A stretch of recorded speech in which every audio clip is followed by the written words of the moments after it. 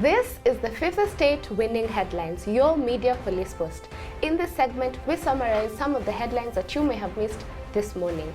But we also take a look at the political pieces that we call cartoons in this country. Today is the 9th of February. I am Miss Pope.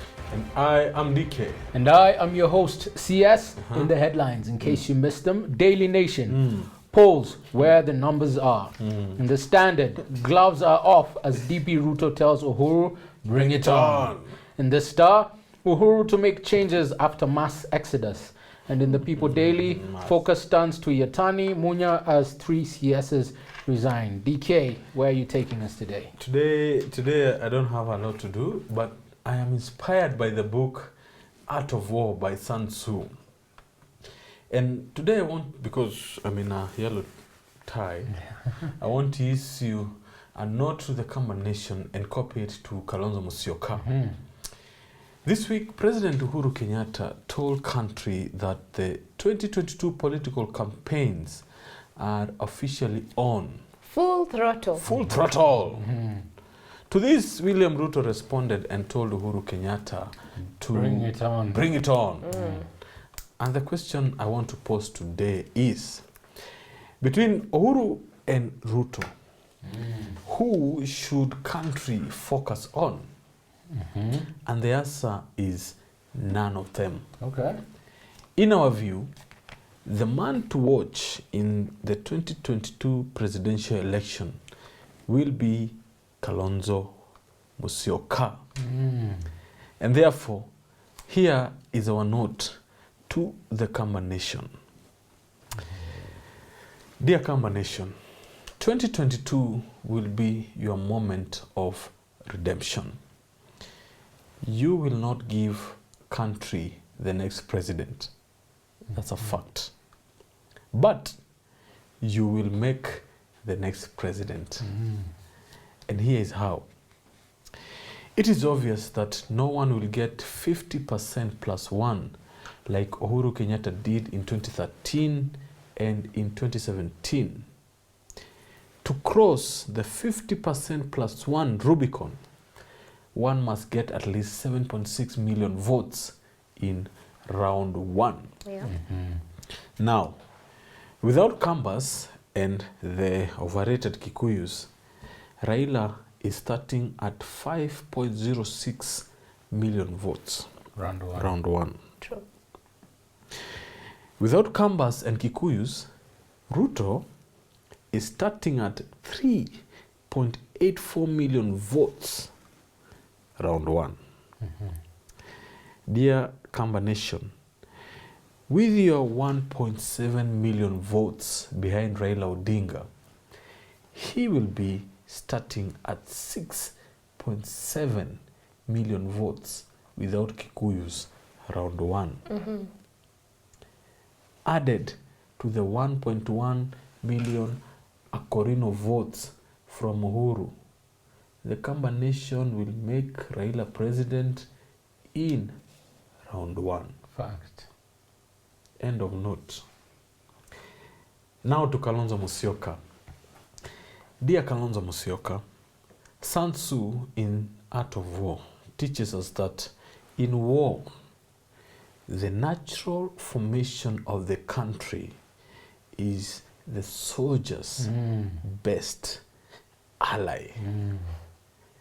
And the 2022 natural formation is about ethnic groups. Just facts. Those are all facts. Our ethnic bonds are stronger than our economic situations. In these elections, Kalonzo Musyoka and the Kamba Nation will be the game changer. If you, Kalonzo Musyoka, join Azimio la Umoja, you will become president after Raila Odinga. But before you inherit Raila Odinga or Baba, you will have to learn from him. When Raila was chasing political shadows, and now under Uhuru Kenyatta, he became co-president. Lesson number one. Raila was invited to public functions. He was received at the airports and he was invited to speak by the president. Therefore, dear Kalonzo Musyoka, when you negotiate on behalf of the 1.7 million Kambas, demand these privileges. Like Raila, this will be your path to the presidency, the 2027 presidency. Thank us later. And so in our view, this is why Kalonzo has gone into hiding. Now that he has been exposed as kingmaker, who will he choose? Our hypothesis is that Kalonzo will join Azimio. And we will tell you why. Kalonzo will go with the most viable option because as kingmaker, he is like the intelligent investor. In an election year rather is like a stock market where dividends are about to be announced and the true value of a company is about to be known. At this time, because many are unsure about how the market will value their shares, they sell in a panic. On a panic. This leads to a buyer's market when buyers can buy shares cheaply, giving the buyer greater bargaining power. Get one, get two free. The intelligent investor knows that it is better to hold on to his shares. Not to panic, but wait for the right timing when the value is at its peak. And that is when you sell. This leads to a seller's market where the seller has greater bargaining power. But there's a catch. The intelligent investor can't wait too long because the opportunity to sell his share can also pass. Timing is everything. Kalonzo Musyoka, knowing the true value of his 1.7 million votes, is the intelligent investor. This is what has made him kingmaker. He held on to his shares. Their value has gone up. He is now ripe for a merger with the Azimio company. If he merges now, when the timing is right, he will cash in handsomely. Dear Kalonzo, you will likely be Prime Minister. But also, because good blue chip companies have succession plans in place, this Mandela moment under Raila will result in you being the Tambo Mbeki. In other words, this is your best chance of becoming president in 2027. Meanwhile, Musalia Mudavadi and Moses Wetangula panicked and sold their shares. Ruto took advantage, but he has overvalued the shares of the twin Luhya sisters. This merger does not result in a blue chip company. Ruto bought penny stock, which you get on the cheap, which is why when he bought one, he got one free. He got one free. And unlike Azimio, this penny stock company, which is the real meaning of bottom up, does not have the budget or the office space for more executives. Because they rejected BBI. Exactly. There is simply no room for Kalonzo. And even if there were, it wouldn't be worth your 1.7 million votes. So, in whose hands is your investment safe? Choosing Ruto will result in insolvency and liquidation. You can take that to the bank. You know, the moment that Kalonzo, if I was to add to your own sentiments, the moment that Kalonzo walked out of the earthquake or perceived earthquake, soil erosion, that was a walk into Kalonzo's redemption and a walk into the Kamba Nation redemption. True. You can also say, take it to You can take that to the bank. Those are key moments in history. We'll ask one another, where were you when Kalonzo walked away from the When Kalonzo walked away from the bank. Now, you also mentioned BBI, and I'll tell you how I'll rope it in. Two of the papers focus on the officials who just resigned so as to meet the February 9th deadline for public servants intending to seek elective office. This included 3 cabinet secretaries and some PSs and CASs. A number of them will go the UDA way, and they will soon be joined by Tanga MPs who will have to resign from Jubilee and vacate their seats as MPs to contest for UDA tickets, tickets which are not guaranteed. And as sure as night follows day, we expect the nomination process is likely to be tampered with. You can also take that to the bank. Ask Abogo. Given their commitment, it would have been a strategic advantage if there were more nominations to Parliament to give UDA aspirants who don't make it. This is where William Ruto made a strategic error. If PBR had passed before these elections, a political party, even if it didn't win many seats, but if it had a high proportion of the national vote, would be allocated seats in Parliament to nominate members. In other words, UDA would have had many more nominated seats for its members. This is part of proportional representation.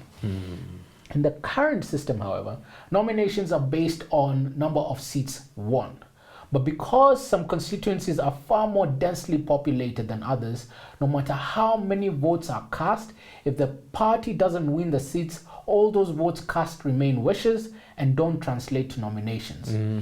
All because Ruto was more focused on frustrating Uhuru Kenyatta and Raila Odinga and the handshake. And he also wanted to deny Gema better representation and resources. William Ruto is like the proverbial man who cut off his own nose to spite his face. Significantly more seats would have gone to UDA, but now many Tanga MPs will not even get an egg or a kifaranga from Sugoi. This strategic error is similar to one which was committed by Hannibal, the Carthaginian general who went to war with Rome. In order to get from Carthage in modern-day Tunisia to Rome, Hannibal tried to cross with his army through the Alps mountain in order to invade the Roman Empire on August 9th, 218 BC.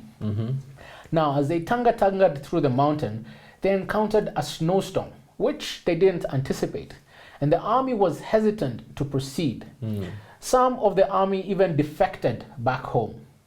Hannibal, however, did not want to wait, and he told his troops he knew what he was doing. And to even show his tired troops that a snowstorm was entirely safe to pass through, he even kicked the snow on the mountain to prove his point.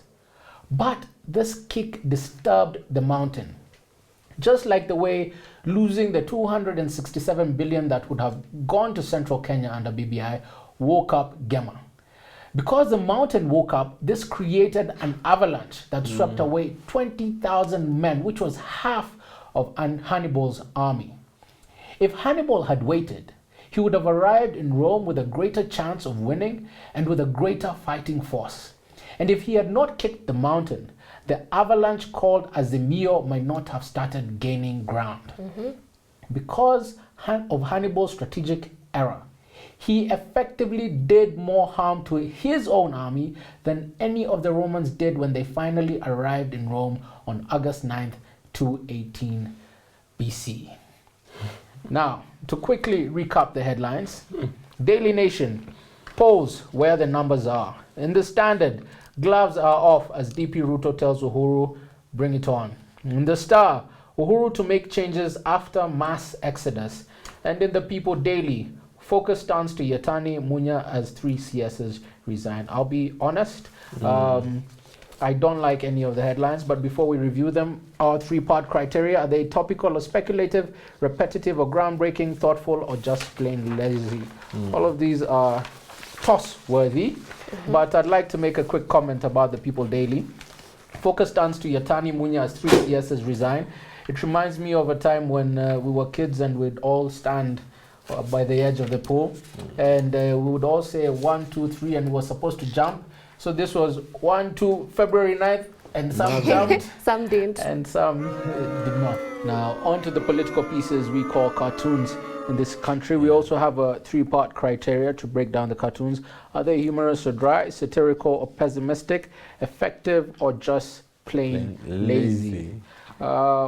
Daily Nation, what do we have there? It seems quite similar to the one in the Star. Why don't we take them together?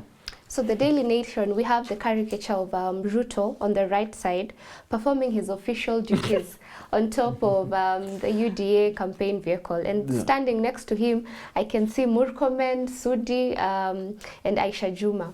While on the left side, we have President Uhuru Kenyatta, who is performing his official duties in the office, right? Because we elect leaders to go to the offices and do the things. Yeah. Theories and justifications will happen on the rooftops. But the most important thing for me here is Oscar Sudi. And I'm still adamant that the government needs to investigate how many teeth that Oscar Sudi has. But on to the next one. Before we proceed from that one, we can see Uhuru down there, hard at work. And the way you know Uhuru has been delivering and working hard is the State of the Nation address. It was so long that they had to cut it in half because of how much he had to say. And he didn't even put everything in it. Yeah. We know that because of the development tours we've been seeing, the things we didn't hear in the State of the Nation address. So definitely the president, yeah, now that cartoon is quite similar to the one in the Star. DK, what do you have to say about it? No, the Star one is who is going to win on the rooftop. But I think now that Uhuru has announced that it's a political season, yes, I think Ruto is going to win because Uhuru is coming with development record. Ruto is coming with record with nothing, as the cartoon is trying to elaborate. But between this and the nation, I would prefer the nation. Yeah, and the Star seems to be suggesting that the president swung and Ruto moved out of the way and missed. Time will tell. August 9th, let's revisit this cartoon. I bet it will be a knockout.